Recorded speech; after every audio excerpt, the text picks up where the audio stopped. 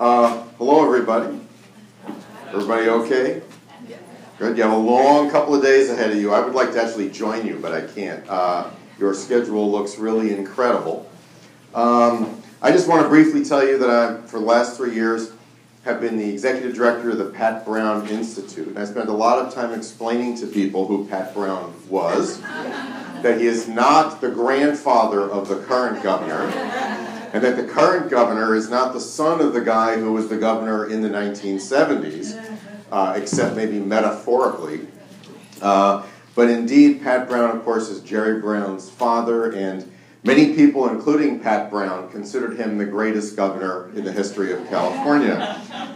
Those of you who get to see Sasha Rice and Hillary Armstrong's wonderful movie about Pat Brown will see a great moment where they're sitting for a TV interview, the two of them, when Jerry in the 1970s had just come in as governor and had his first few years, and the reporter says, "So who is the greatest governor in California history?" And there's this moment of awkwardness, but Pat Brown, a brassy, confident guy, just said, "Well, I have to say, I am the greatest governor in California, but I think that Jerry's doing a very good job." So if you want to think about the complex interconnections between Pat and Jerry Brown, which clearly play out all the time, it goes back to this extraordinary family in California.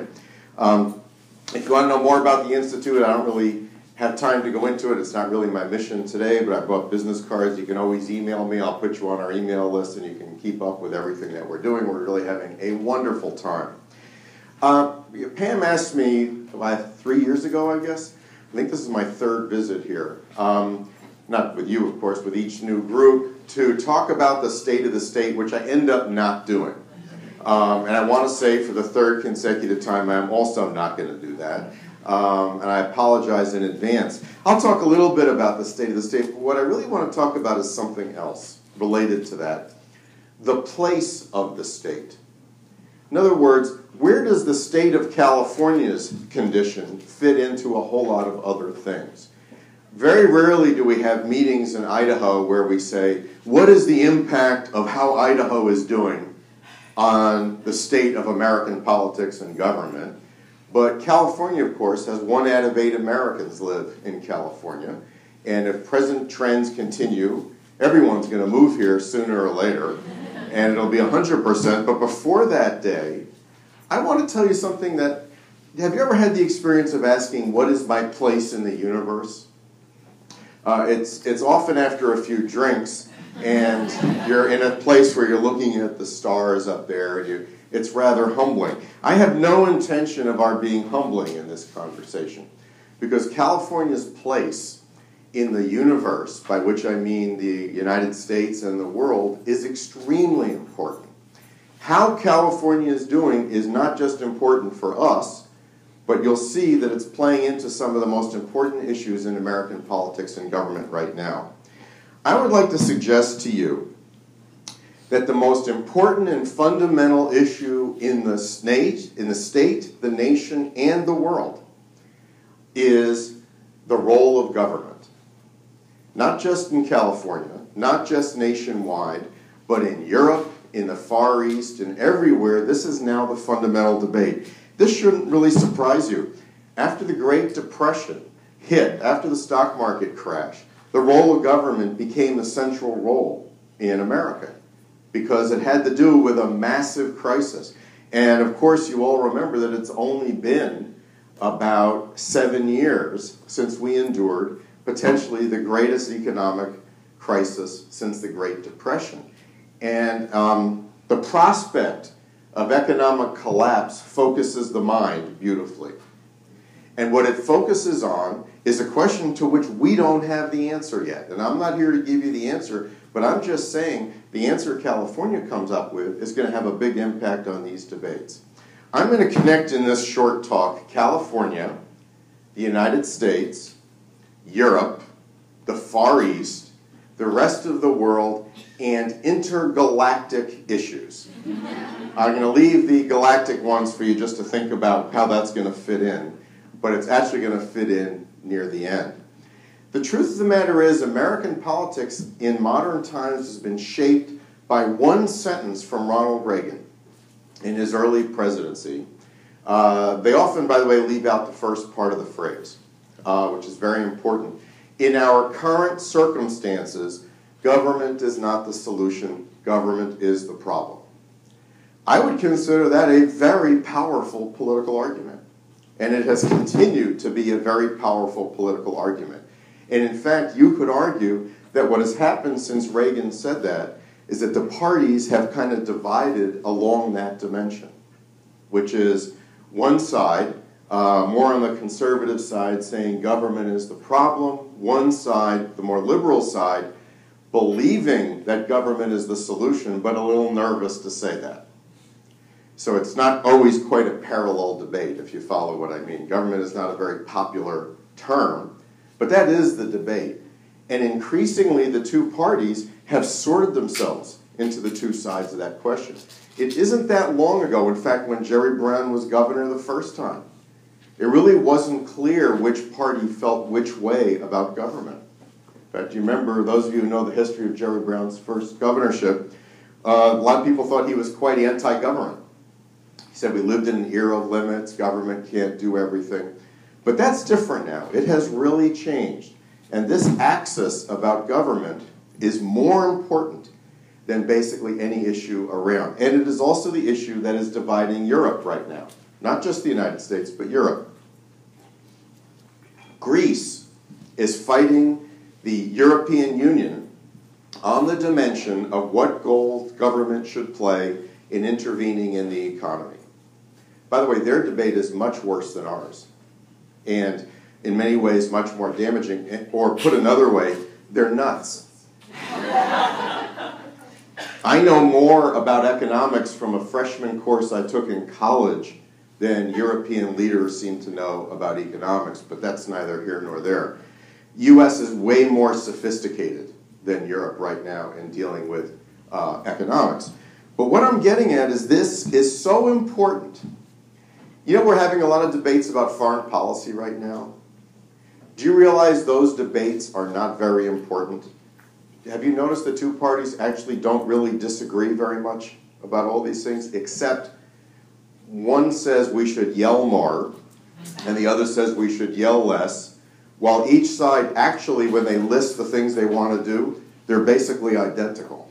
I could take the Republican and Democratic positions on foreign policy, interchange them, and if you took out the tone, they would be interchangeable. So why are they yelling so much? I'll tell you why.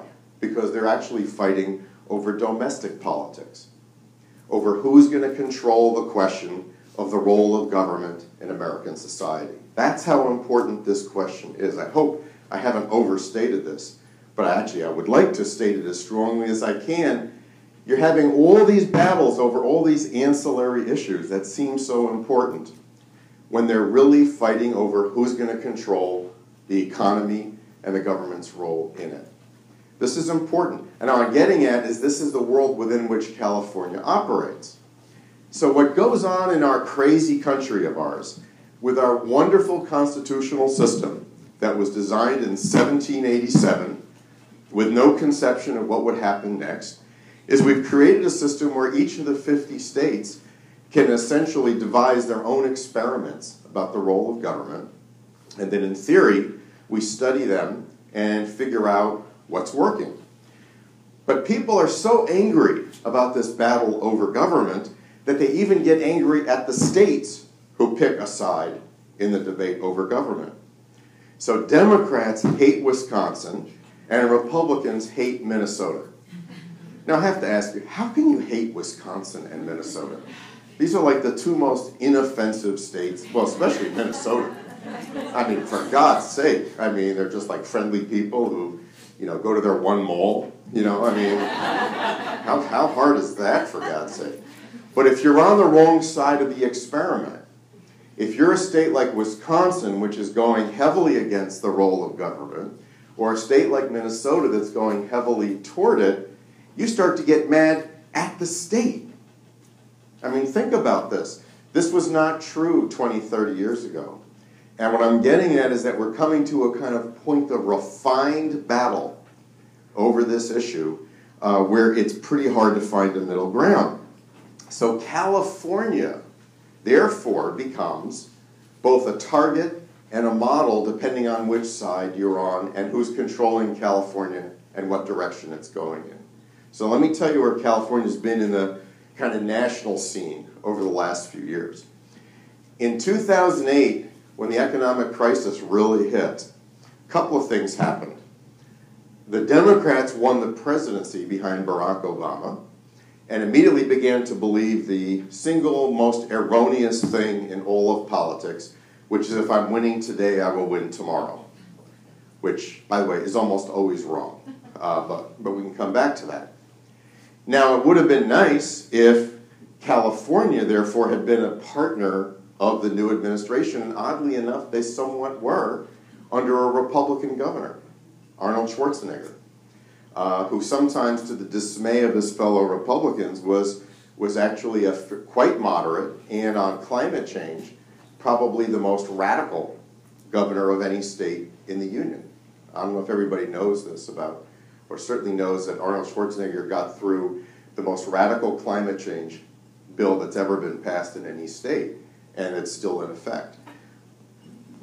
But in 2010, as the Democrats suffered smashing defeats throughout the country, Jerry Brown was elected governor in California by an overwhelming majority over a candidate who did have the great asset of unlimited wealth, which, as often happens of people, I hope there's no one here with unlimited wealth who will take offense. People with unlimited wealth don't spend their money very well in politics. They hire everybody and then tell them to figure it out, and then the consultants who get a percentage of every ad they place lots of ads, and you remember Meg Whitman did not do particularly well. So Jerry Brown comes in, and you think, well, now the sort of pro-government side, California being now a heavily Democratic state, will certainly be able to be the model that a Democratic administration needs, except that the state's a mess.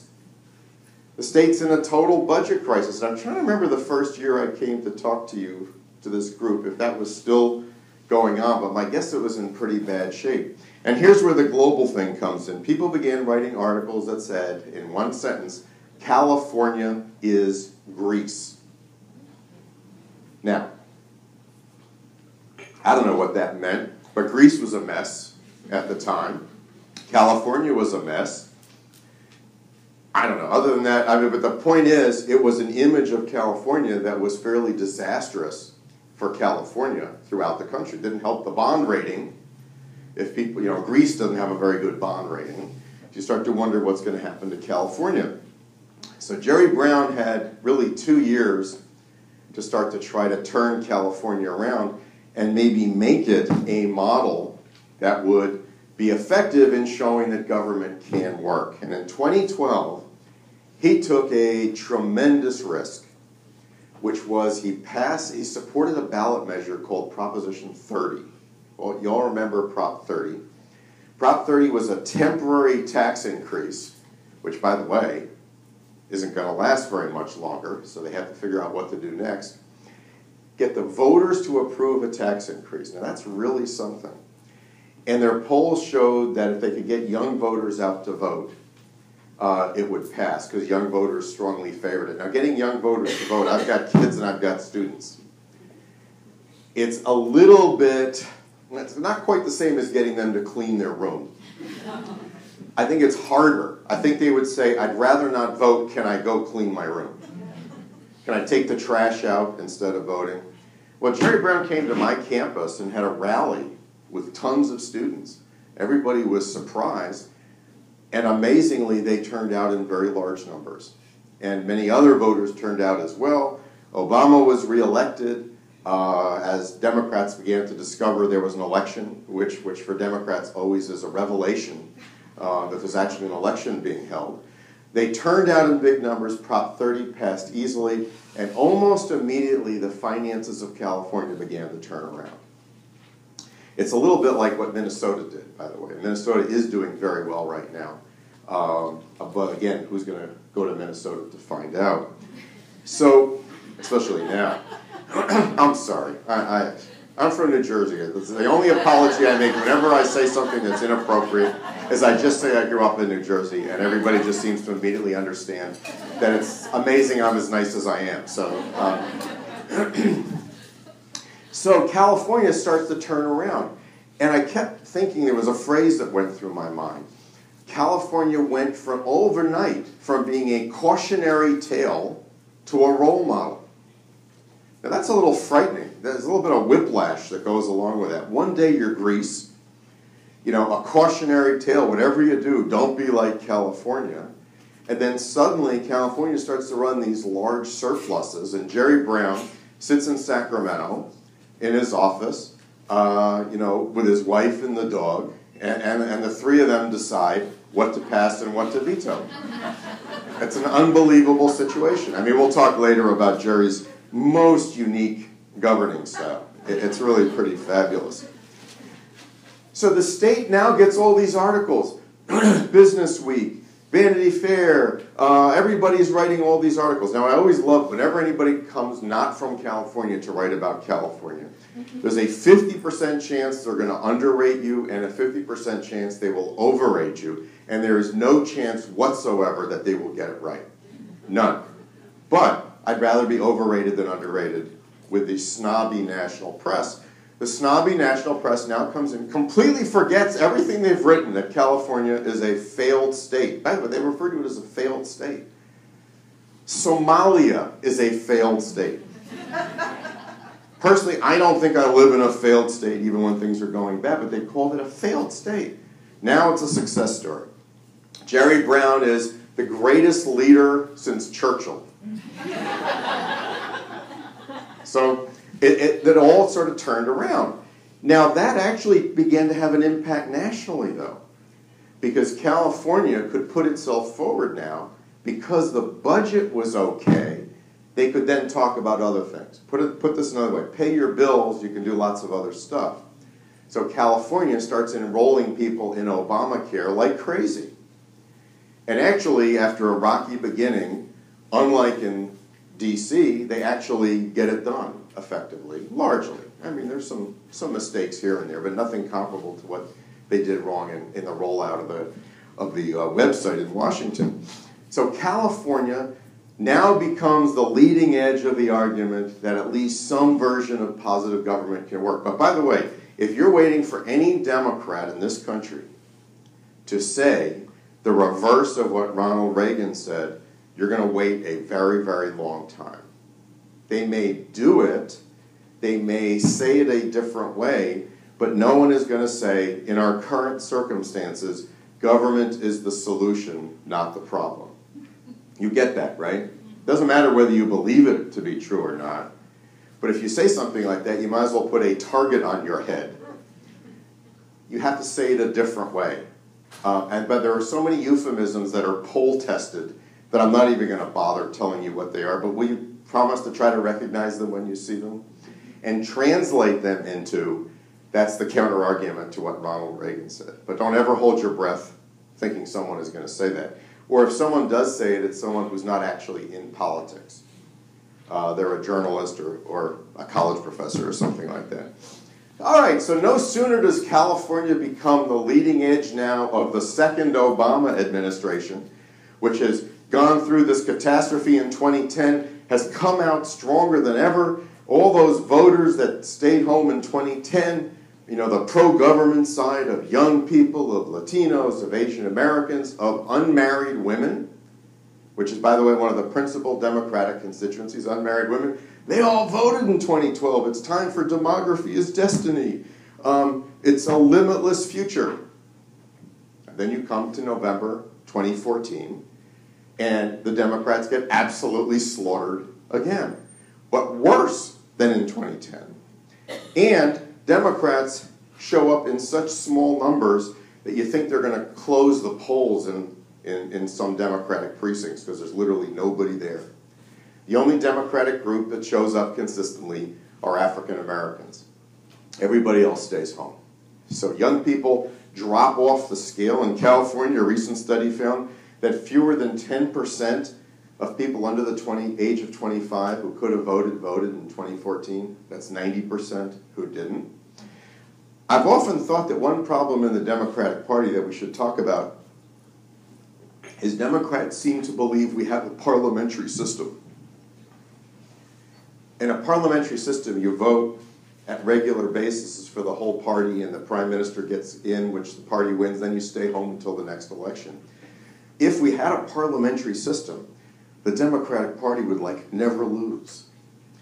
The bad news for Democrats is that we don't actually have a parliamentary system. That what happens in between creates an entirely different framework, including states where they may take away your right to vote for the next presidential election, which is, of course, what has occurred in a number of Midwestern and Southern states. Well, now, where's California? 2 years ago, California was going to be the leading edge of the pro-government argument of an ascendant pro-government coalition. Now California is not Greece anymore. We're moving on to the next thing. I don't know what country it is, but California now is an outlier where 1 out of 8 Americans live in a state where if you cross the California border toward the East Coast, you don't find many more Democratic states until you get to around, I don't know, Washington, D.C. So you've got blue over here, but don't worry, there's also Oregon and Washington with their massive clout. A little bit of the Southwest, what's it? Illinois, which is now run by a Republican governor, who is going to be ending a lot of union protections and cutting higher education, et cetera. So I don't even count Illinois anymore. You've got to get all the way to the East Coast. You got to go to the Northeast, where they haven't even noticed American politics since around 1940. So they never change. So now California becomes an outpost, and it reminds me of all these, Star X movies of this and that, where the rebel force is living under a mountain somewhere, and the machines are coming over. I'm mixing 12 different movies here, and they're all kind of scruffy looking but delightful human beings, and they're saying, but if only we can just hang on for another year and maybe get a hero. And of course, there's no hero to pull you out of this, but on the other hand, it's no small thing that rebel force has 1 out of 8 Americans living in the state and one of the largest economies in the world. But don't kid yourself. Right now, California is now an outlier, given what has happened in the 2010 and 2014 elections. In those other states, people are implementing completely different policies than are being implemented in California. And what it means is that if you look at the big picture, Democrats in 2008 were completely convinced that history was on their side, that the country was moving in their direction, that demography is destiny, and that since young people were voting for Obama, they're someday going to become old people, and they'll keep voting. And that lasted for 2 years. In 2 years, instead of becoming old people, they became non-voters, which is a much bigger problem. Indeed, what started to happen was that those states began implementing policies that actually further made it difficult for Democrats to win future elections, such as you're now seeing in Wisconsin, going after collective bargaining in the private sector as well as in the public sector. A number of states have passed what's called right-to-work laws, which is an old throwback to the old days of my youth when people used to talk about right-to-work laws, and restrictions on voting, which seem to have been accepted largely without complaint, even by those whose right to vote is being taken away. And that just charms me. I mean, I think this is the only country where you can take away somebody's right to vote and they'll say, oh, I didn't really want to do that anyway. Boy, that's a relief. Because now that I don't have the right to vote anymore, because it's too hard for me to vote, or because I don't have the right ID, I guess I don't have to really struggle with what to do on election day. In other countries, actually, people take to the streets when that happens. Here, actually, people do take to the streets, but they're going to get coffee. They're not even rebelling about it. So it's sort of this quiet ending. Could you elaborate on states that are taking away people's right to vote? What do you mean by that? Well, that was a bit of an exaggeration.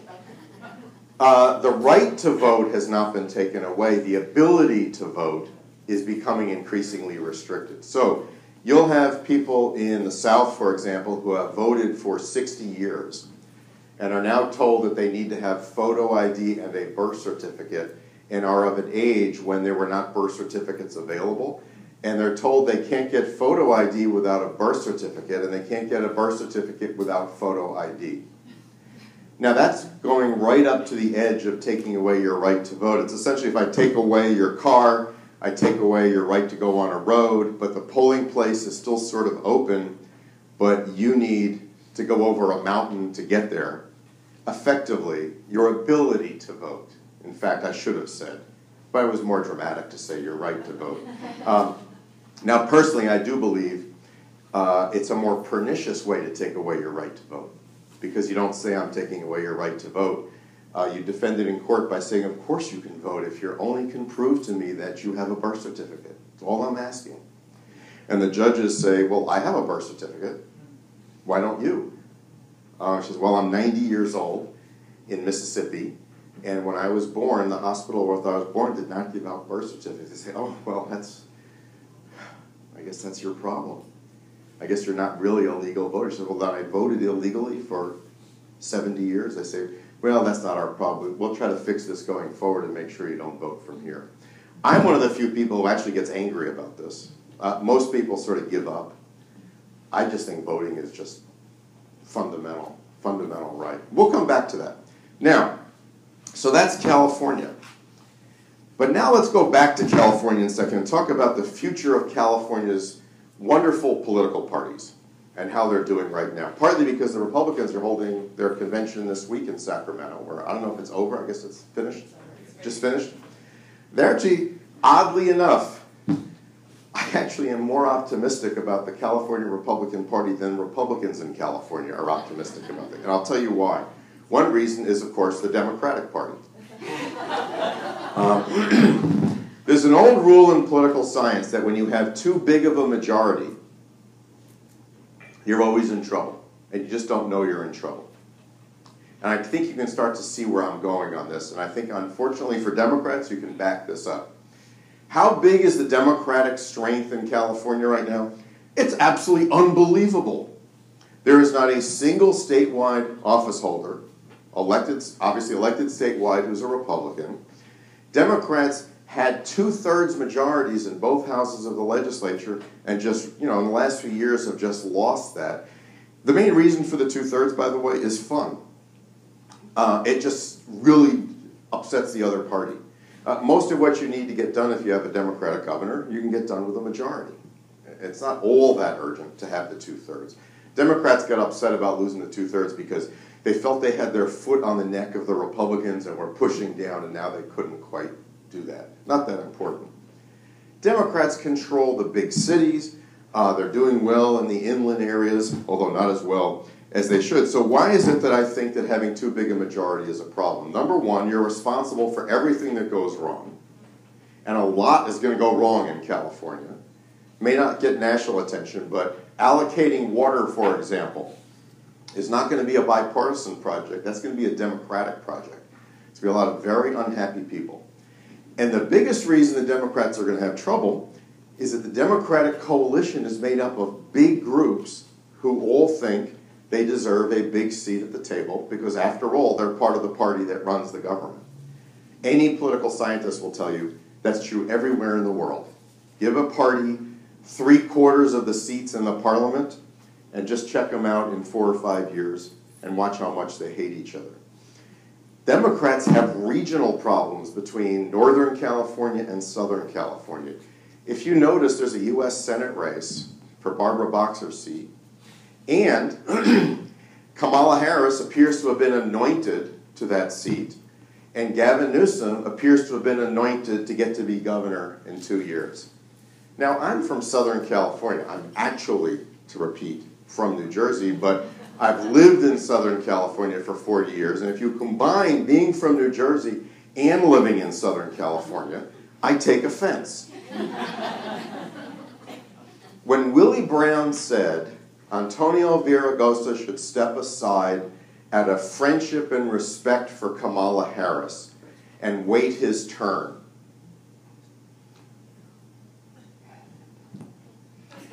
That was not well received in Los Angeles and by the growing Latino community in Southern California. They're furious about this.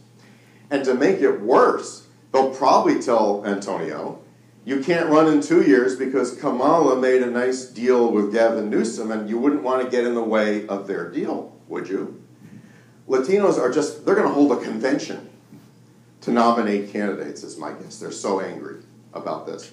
Now, one reason Southern California gets mad is kind of self-hatred, which is we don't turn out and vote, and Northern Californians turn out and vote. Northern Californians join political organizations. They never shut up. They go to meetings and they argue and they make deals and they organize and then go to Willie Brown and Willie Brown comes up with another deal and then blah, blah, blah. In Southern California, it was best said in 1964 by a political scientist, Charles Mayo, who said, in Los Angeles, there is more distress on a night where Koufax is getting bombed by the Giants than when an election goes the wrong way. That's actually still true. In fact, more people know who Koufax is, and he's about 80 years old, than who's in politics in Southern California. All true. But don't underestimate Southern California. Southern California is still the sleeping giant, where almost a third of Californians live, and Southern California is going to rise up. Now, when it rises up, that's going to cause problems for this Democratic coalition. There's also going to be racial and ethnic problems, such as the Latino community and the African American community over Kamala Harris's race, depending who gets in.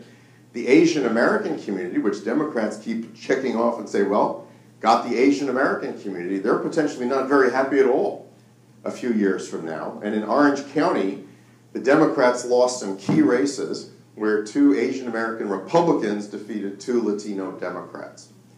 Issues like affirmative action, admissions to UC. This is going to be important stuff. And don't forget the Jewish community, which used to be a huge pillar of the Democratic Party. 2 U.S. Senate seats, Jewish women who are going to be replaced, a decline in Jewish office holding, and then women, which might be relevant to this group. Lots of declines in women's office holding, but a real push now to get more women into office. Think about this. This is where majority coalitions run into problems. They can't manage their own crises internally. And they end up saying it's more important that I be at the top in this permanent coalition than that I keep it together. And that, I think, is the hope for Republicans. Now, Republicans had actually a pretty decent convention from what I hear. They did some pretty smart things. Now, if I was the Republicans right now, I'd keep my mouth shut for about 10 years. I mean that in a loving way. I really do. Because what Republicans have been saying in California is kind of like what Republicans say in Washington, and every time they speak, it gets broadcast out to all the people who get angry by it. As you're changing, just change quietly and you'll do a whole lot better. I believe they made a decision to recognize a gay Republican organization at this convention. I know it's easy to make fun of that, but actually, I think that's important. There are 2 issues on which Republicans in California just fundamentally have to change.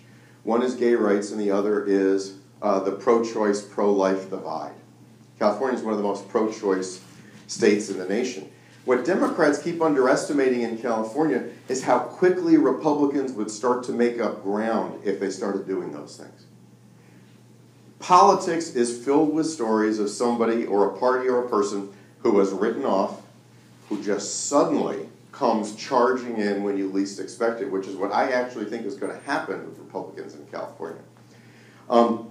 It might be good for the Democrats to actually have some competition. Now, the other thing I'd advise Republicans is don't release any photos of any Republican meetings for 10 years. What I mean is, when you have your panel on demographic diversity, and everybody in the room is an old white guy, you know, you can probably hold that meeting privately. Sadly, you're not going to get that many attendees anyway. They're not going to consider it a major meeting. But when you start to have folks who look a little different, that's when you start publicizing those meetings. Truth is, that I think they're going to get there. I absolutely think they're. And I might be one of the only people who believes the Republican Party in California is not doomed. And again, the Republicans do have to not try too hard to knock off the Democrats. And the famous rule: never interfere with somebody when they're in the process of destroying themselves, which I give just a few years. Now, the biggest problem Democrats are going to have, though, is a real fundamental one nationwide, and that's the role of organized labor. Democratic Party is built on organized labor in California, the modern Democratic Party. You could argue that organized labor saved the Democratic Party from irrelevance in California when it made a fundamental decision to organize Latino workers in the 1990s, which nobody in the country was doing. They rebuilt the labor movement here, turned California from one of the least pro-labor states to one of the most pro-labor states, and they took a tremendous risk to get there. But everywhere else, organized labor is in desperate straits around the country. I mean, in danger of not surviving. Even in Washington, with a Democratic administration, there are few labor voices there, but in the industrial Midwest, which is the heart of organized labor is in the fight of its life. Now, generally speaking, you only watch your own constituency. So organized labor in California wants to be part of this winning coalition and get what it wants. But it's also being looked at in the Midwest by its co-labor members for help. In other words, you have to prove that labor is worth saving because in Wisconsin and in a number of other Midwestern states, Pennsylvania and others, they're in danger of extinction. So once again, you get that feeling of the battleship circling over the little rebel base. And in California, it's very much organized labor. But here's the problem labor is always going to have. Labor succeeds because it serves its members. That's how labor survives. And labor has to fight for its members.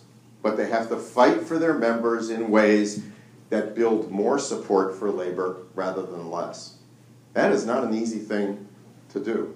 If you don't fight, if you tell everybody we're going to get along and not be tough negotiators, you lose all of your momentum as a labor union.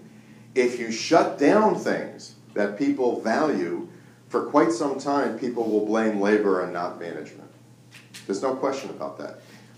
You know this happened in sports. Usually people forget the strikes because they love sports so much.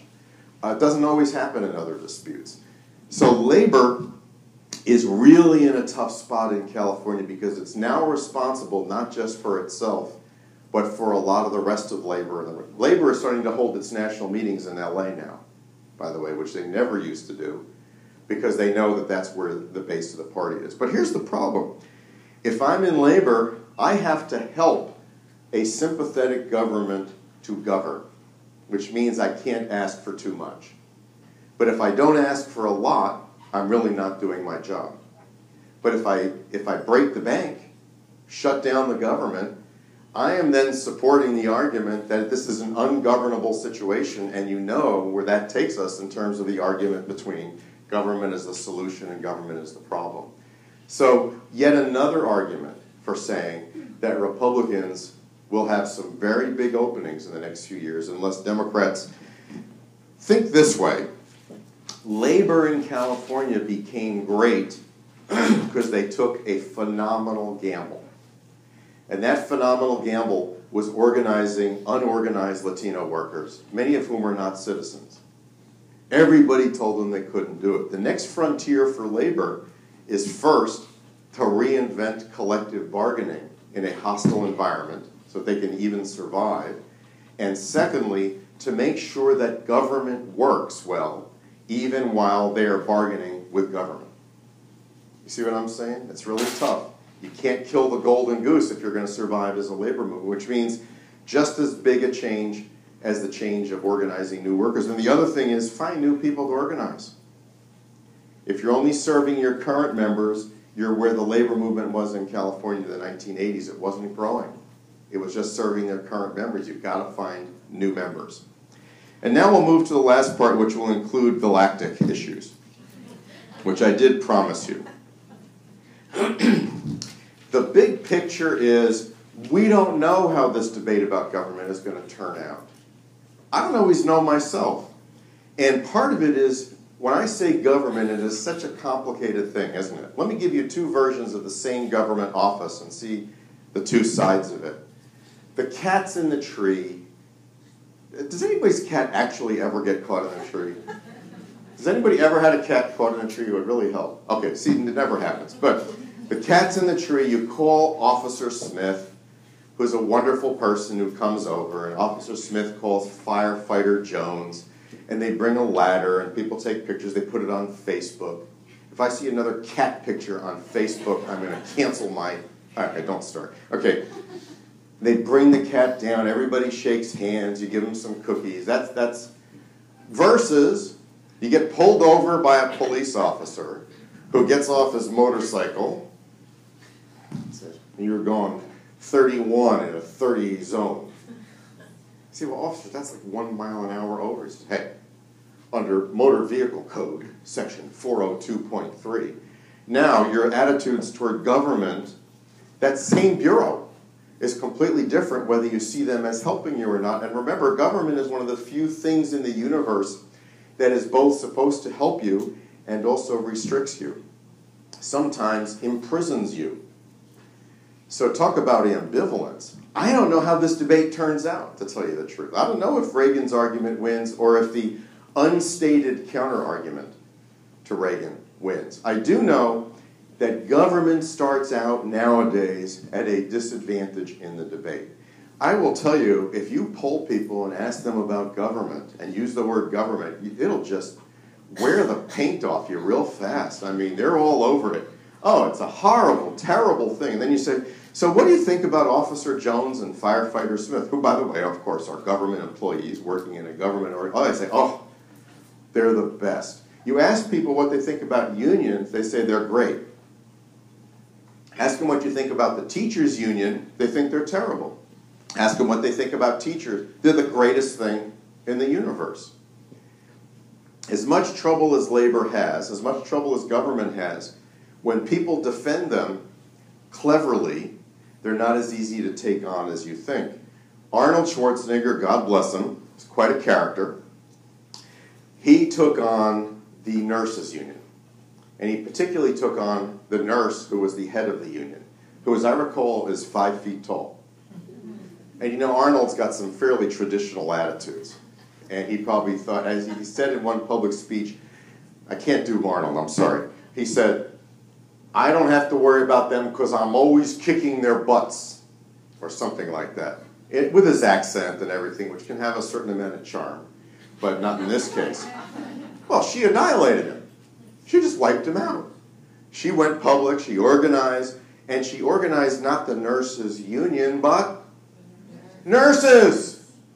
And the implicit message was, don't mess with us because you might be in the hospital someday.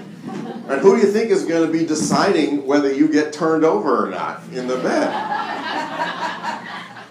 Arnold never knew what hit him. He never knew what hit him. The mayor of Chicago took on a woman who was the head of the teachers' union. Teachers' union is not very popular. She annihilated him. And had she not fallen ill, sadly, she would have defeated him for mayor this time out. He's already in trouble, but she would have unquestionably defeated him.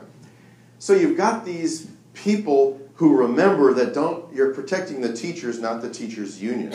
But of course, there's a sobering lesson in that, which is that unions and government can't be about just protecting unions and government.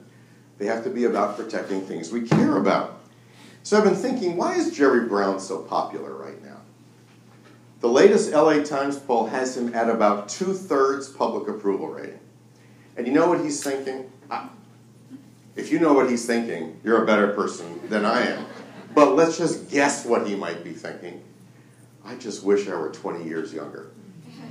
Because there would be 2 candidates for president in this next year. However, that's a bit of a mind trick because I'm not sure he'd be in the position he was in if he was 20 years younger. There's a lot to say with that. One of the striking things about the poll is that he's very popular with Republicans. He's very popular with Republicans. Now, first of all, he's their demographic right now.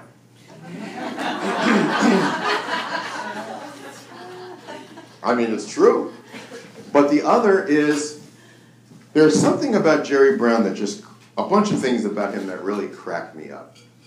I've been around political consultants my whole life, and I like them personally, but there's just something so tiresome. And in fact, my main worry about Hillary Clinton's campaign is that she has so many consultants who are having long discussions about who she should be. Now, I think I could probably tell you sort of who I am. I have no intention of ever running for a public office, but if I did, I don't think I would need a consultant to explain to me why I'm running, and then have them hold long meetings and charge lots of money to me to say, we have a plan, you should be pro-labor but also pro-business. You should be for the working person, but make sure you're also for the rich person, and don't forget the middle-class person. Basically be mush, or what my mother, who had many Yiddish phrases that were applicable to all situations, were a nebbish. Isn't nebbish one of those like an onomatopoeia? It actually sounds like what you're describing. A nebbish is a nobody. And my mother would say about somebody, he's a nebbish. That was it. It was very, I thought, sophisticated political analysis. Do you know how hungry voters are for politicians who are actually who they are? Regardless of whether it's a particularly cool or comfortable persona. And by the way, you never want to be the politician who gets up and says, now to be honest with you, or I can't pretend to not be. You know, let's be like deep about this. Just be. Just be who you are, whether people like it or not.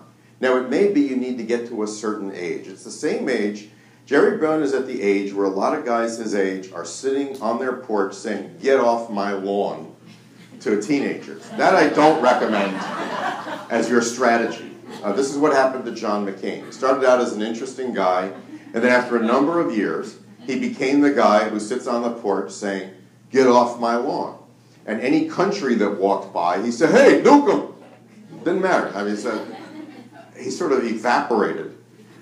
You can actually get older and not be that person and just be more kind of who you are and let people just deal with it. Now, if Arnold had been better about a few things as governor, I actually got a huge kick out of Arnold when he was governor. And you know why? Because for better or worse, Arnold was Arnold. Could you imagine somebody sitting with Arnold and saying, you know, Arnold, you have to stop with the accent. We can work on that. And also stop saying these movie things that never works in politics. Which, by the way, is true, except for Arnold. Most people who go into politics stop talking about the movie stuff right away, but not Arnold. And again, had he been better at, I don't know, maybe the budget. And I actually say that jokingly, but also seriously. Jerry Brown gets a lot of credit for the other things he does because the budget's okay. Arnold thought the budget was boring, not interesting, passes the most far-reaching climate change law in the history, maybe of the country, but he couldn't get the budget to work. He didn't pay attention to it. He didn't make any of the hard decisions. It wasn't important to him. Strong argument for paying your bills before you decide to go to the movies. That was Arnold. But Arnold, to this day, is still the person, for better or for worse. A lot of it is not so good. But voters are hungry for people who are genuine. Now, Jerry Brown is exactly Jerry Brown. Exactly Jerry Brown. If you walk up to see him, he will engage you in a debate in which he will perhaps completely disagree with everything that you've said. And you might say, well, that's not what a politician's supposed to do. And he'll say, well, yeah. What's your opinion? And you engage back and you start arguing. And he might spend an hour or two with you and skip his next meeting. It's perfectly possible. He does not have a massive staff of people. And it makes you wonder, by the way, what exactly do people use those massive political staffs for, if not to tell them who they're supposed to be? You know, this next meeting is with a bunch of farmers. Now, when you're with farmers, whatever you do, say good things about, I don't know, agriculture. I don't think you really need to do that with Governor Brown. And he does make quirky decisions. Sometimes they're wrong, in my opinion. Sometimes they're right. But I never doubt he's making those decisions. And that he's like, that's what he wants to do. When the bills come before him, he reminds me of a private foundation and looking at proposals from nonprofit organizations. It's like, oh, I'll like this one, reject, approve, reject. Nobody overrides them. Nobody even talks about overriding them. There is a certain value in politics to be a person before you're a politician. A young person last week asked me, what should I do if I want to run for office? I said, don't run for office. Yet. Do something. Do something useful. To use another Yiddish phrase, become a mensch. You know, feed the hungry. Start a business. Join the military. Do something. Be a person. Because then, if you lose an election, it doesn't really matter because you're still who you were. But trust me, people will like it better if you've done something, if you've made a contribution to the community. And by the way, most of the research shows that women take that advice much more than men, which may hurt them for office holding, but makes them, in my opinion, better office holders. Interviews with women elected officials and male elected officials almost always find differences in the motivation in which people go in. The women overwhelmingly say to serve the community. Gee, you think maybe the voters notice that? Or are hungry for that, for genuine people? Galactically, where I'll finish. To really get a sense of government in all of its dimensions, about which I started, which is really the debate we're all having, it is unbelievable what government can accomplish when it's working well, and unbelievable how badly they can screw up in predictable ways that are fixable. That's unbelievable. Unbelievable. Let's start with the rollout of Obamacare's website. This was, I don't know anything about websites. They could have hired me. And I could have done a better job. Because you know what? I would have fired everybody. And I would have called my daughter, who's now 25. This was a couple years ago. She could have done it when she was 16. And said, honey, we got to get 20 million people to sign up. She said, oh, it's nothing. 20 million, it's all the same thing. It's just, it's the functionality. Don't talk about functionality. Just, show me where they should sign up. And how do we connect this and this? And she'd call her friends, or actually she would text her friends, because nobody answers their phone. Then they would Instagram each other. Then they'd get together in a room, and about a month later, for probably $75, which they would consider fabulous pay. So what do they do instead? They hire the worst contractor with a horrible record, because guess what? They're used to that contractor. It's the same old thing, blah, blah, blah. And everybody said, this will be screwed up. And then, of course, everybody said, no, it won't be because it'll be just fine. Then, of course, it's colossally screwed up. And they say, my favorite thing, which is right out of the war of Iraq, who could have known? But on the other hand, this July, a spaceship is going to reach Pluto. I mean, reach Pluto at a cost of under $700 million. This project, this thing was launched almost 10 years ago. It has traveled 3 billion miles and has had not a single malfunction, and it is going to tell us if Pluto is really a planet. Now, I'm not sure I really care, but I am astounded by the fact that the same government that screwed up that website figured out a way at low cost, in tight budget times, to launch a rocket that is going to let us see an actual picture of a planet we never imagined in our lifetime we would ever be able to see. Now, those two things are why it is so hard to answer the question, was Ronald Reagan right? And why this is a fight that's likely to go on for many, many years, but I believe it's going to define California and politics in the rest of the country. Thank you very much.